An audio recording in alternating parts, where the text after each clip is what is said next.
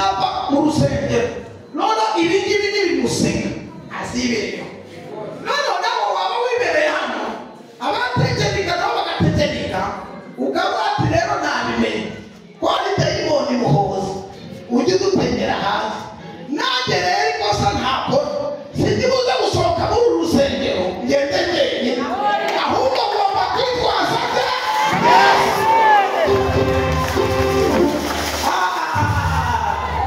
ntabwo tugomba kuva mu rusengero ngo tugende tutitwaje Yesu kuko tutamwitwaje cyatwica ariko iyo uvuye aha bakabona witwaje Yesu bakabona umuriro waka bakabona uri ibishashi by'umuriro bakabona umuntu ntafatika uyu muntu ntaboneka uyu muntu yategeka kubera ko witwaje Yesu.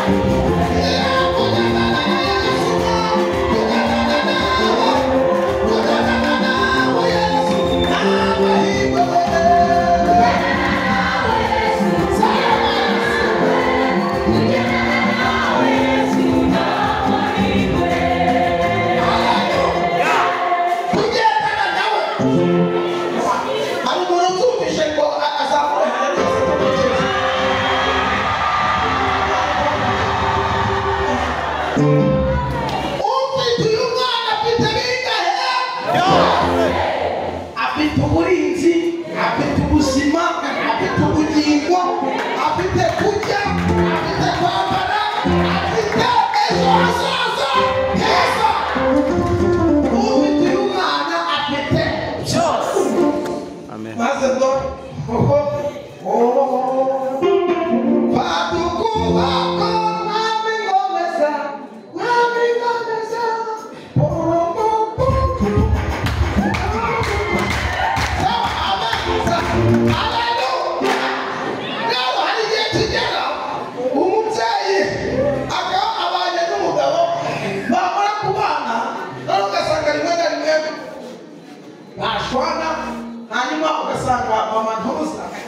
mama ntuza akavuga ati kabate kandi bafitanye ibyo bijya bibaho ugasanga bafitanye korode korodeta shantari kepe kebine nyirambegeti abantu benshi cyane hanyuma umubyeyi akababa yamara kubaba akaba ati baba n'ubu bararaba izi siterese zose dukina ati bayagiye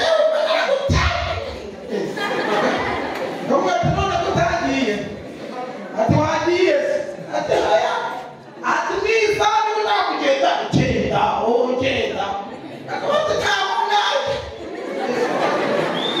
ati sikubera sinaho najya naho ingene yanitegereje kebine na kebisa hanyuma na kirere na shaporo wanjye abana banjye uretse kuba aba bana banjye bari hano iyo usanga ntabwo bahari baragutaye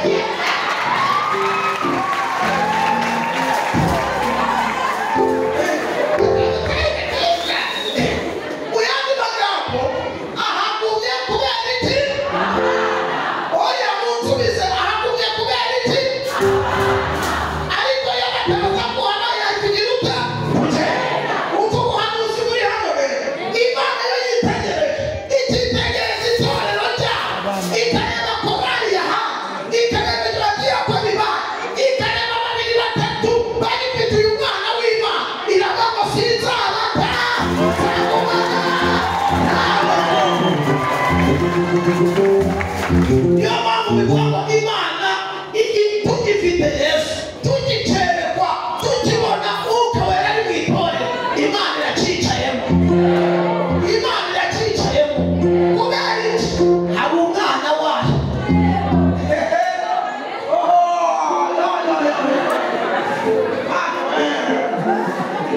Biravuze ngo ibonye korali iri mu mwana, irabati korali nzagumamo birere.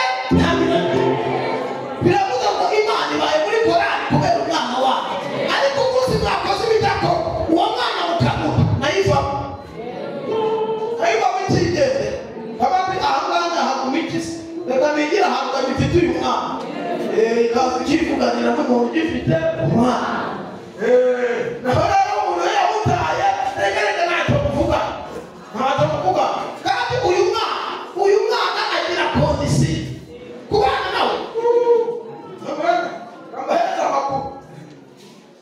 Wari uzi ko umubyeyi agera guca afite n'ibiro 80 ariko umunsi yakiriye umwana mu nda akaganda katari kangira n'iki katari kamara n'amezi 5 gatangira kwibira akayobozi.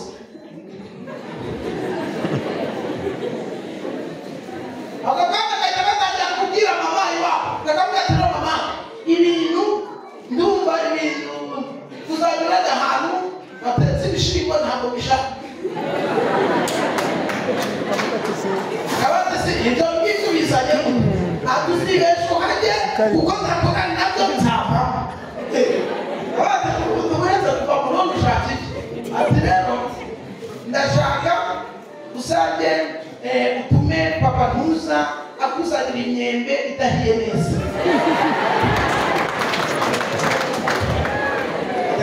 akana gatangiye kuyobora mu cyane kakakubwira ati kandi gasema kakabati ure njyewe nzirana na sunduwi uzayinywa nzapfamo kabati bakubwira ngo sunduwi uyu mupebe avemo kandi agaciro mfite muri uru rugo ni abana uyu mwana ndamugumana ariko sunduwi nyireke ndajya mubwira agaciro ufite muri uru rugo wa data nuko gutunga Yesu aribyo biguhesha iki agaciro kandi nta n'ikiro kari niko bimeze ntubizi ko wajya kujya iriya hirya mu bapfumu aduhereye umunsi wa none ngiye ariko uzongera kujya nzavamo ariko niba ushaka ko nguma ntuzongere kujya mu bapfumu ukabati wo kugende hahagaze agaciro muri uyu muryango w'abana b'Imana nzareka kujya mu bapfumu ariko uyu mwana tugumane nuko kuko sisitemu yubatse noneho ukakana kubwira ati rero kamuhana ariko si wa mwana ukundi tugiye rero ngunda n'icyayi arikora n'umu icyayi ukanywa fanta ukanywa amata icyo gihe nzagumamo tuzagumana ariko n'umwe zakabuca ngo byasura uduwiri byatunze ubwongo nzavamo mugo hari abantu bafite n'izavuyemo hano atanakimufite akakana uziko kahita kagutegeka kakahita kakubwira ati nono gaso kakubwira ati ndagutegeka n'ibyo urambara uziko uyu mwana gutegeka n'ibyo wambara akahita akubwira ati ngo Dawidi urawiyumisha wihambiye wiziritse uzanzirika nzavamo gakereka ko rajya kumwumviza muri rajya kundugarika kubiki kakakubwira ati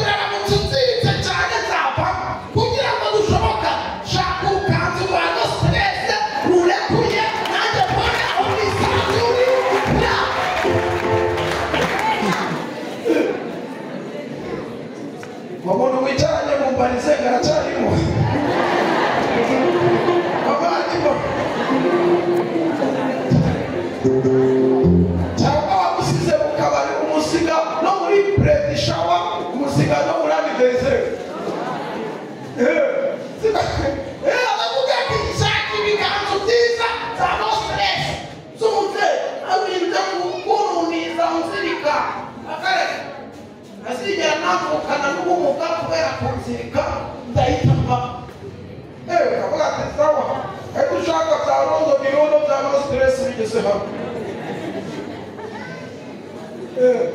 Noneho yarangiza uyu mwana kuntu mukunda agahita akubwira ati ka njyewe gahunda mfite, akakubwira ati noneho uzongera kwambara turiya dukweto dushinze ukifite muri njyewe two kwishyira hejuru, wishyira hejuru kizaba shaka udupapa, shaka udusiripa na twa barirene uce bugufi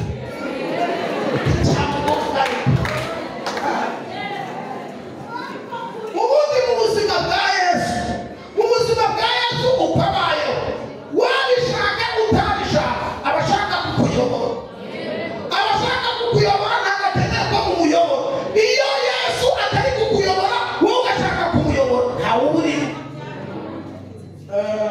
Niba ari ikintu kiryohera Yesu ni umuyobozi. Ngubu nuko wapaha ukabamba Yesu nakwakiriye n'umwami n'umukiza, amen, ahita atangira kuvuga tuzongera gusubira mu kabari k'inzoga zakwera. Abandi utangiye kunyobora ntari narenga n'urujyaguza. Bavuga ati ni gutyo bimeze njyewe nkunda ubuyobozi. Muhereze Yesu wacu icyubahiro. Rero abantu bakiriye umwana agira kondisiyo. Rero niba yavuyemo umenye ngo nta gaciro ufite kuri uru rugo. Kugira ngo wongere ugire agaciro ni ugusaba Imana Data wa twese ukabana baguteye iyindi nda y'umwuka. Kongera ugatahana Yesu. Nawe udatahana Yesu uri aho ngaho zirakubona kabisa. Noneho ikindi nayo cyakababwira, hari igihe kigera uyu mubyeyi ugasanga ari gusakuza, ari kuzajya abwira n'umugabo nabi, noneho yamubwira nabi, noneho papa Kadubiri akasimbuka kare kare.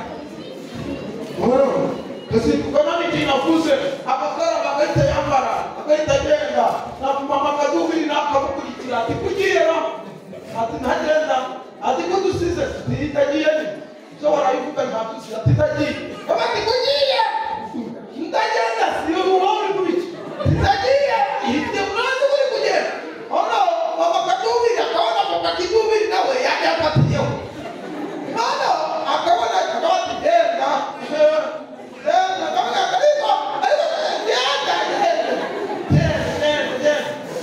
akaona kigani gani umenya kwa nani kintu dusigiye nani kintu kiri hano aba bana bawe bose bagiye kwishwa n'inzara bazate umugabo yakumva ashizemo ngaba akabati ugushizemo icy'abana ndahagarara kuko abana ntabwo twabivuganye, abana ntacyo bazira. Umupapa bahita ahagarara kubera ko yumvishije ngo abana bawe baricwa n'iki n'inzara, agahita akora ku ikofi kabati mama Kadubiri niwo dufitanye ikibazo, abana nta kibazo. Yangiza agakora mu ikofi, yangiza agakuramo inoti, yangiza akagenda umva ntabwo ayimuhereza mu ntoki, oya ayimuhereza iki ukore mama Kadubiri bamunyuraho guca isasu, yarangiza agahita yashyira ku meza, yamara kuyashyira ku meza mama Kadubiri akongera bakamunyuraho, ariko nawe abacunga ibiri kubera hari n'ibiri kubera hari, kabati ntacyo bitwara, kabati mbonye hari ikintu ushizeho, yamara kureba umuryango kabati bayi bayi bayi bayi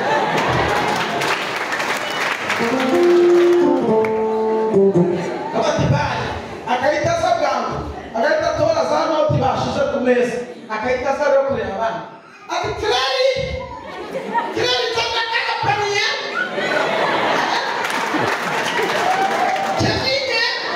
Kevine n'abakatishi baba hanyuma yaje kuri fatike kwa murokore sibyo ati akageze kwa murokore ti murokore murakomeza yego ufite umuceri wa Pakistani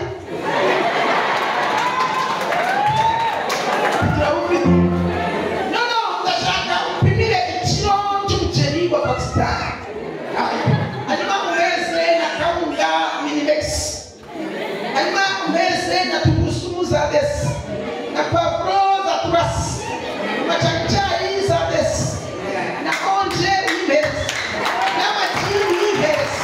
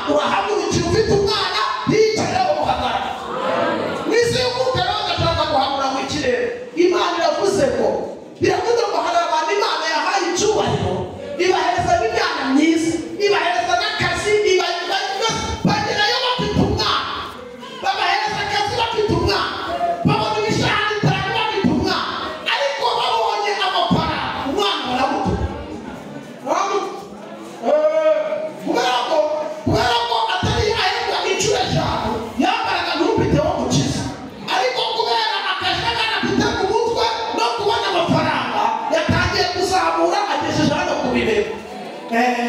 ubwo nyine umenya ngo umwana yagiye kandi yagiyeyo umwana ahari kandi icyatumye Imana ikugeza ni ukugira ngo uyiheshe icyubahiro.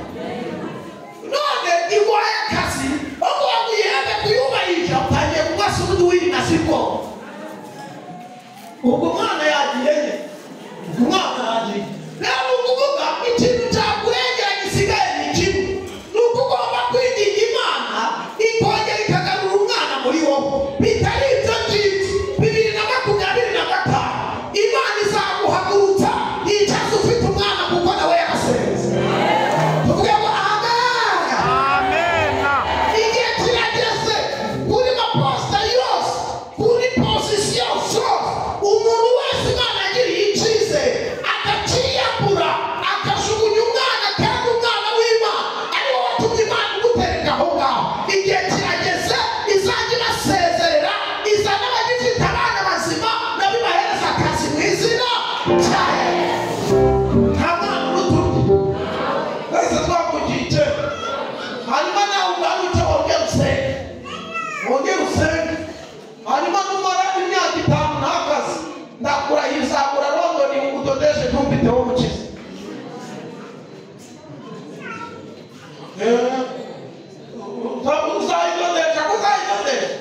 Uzadodesha no stress.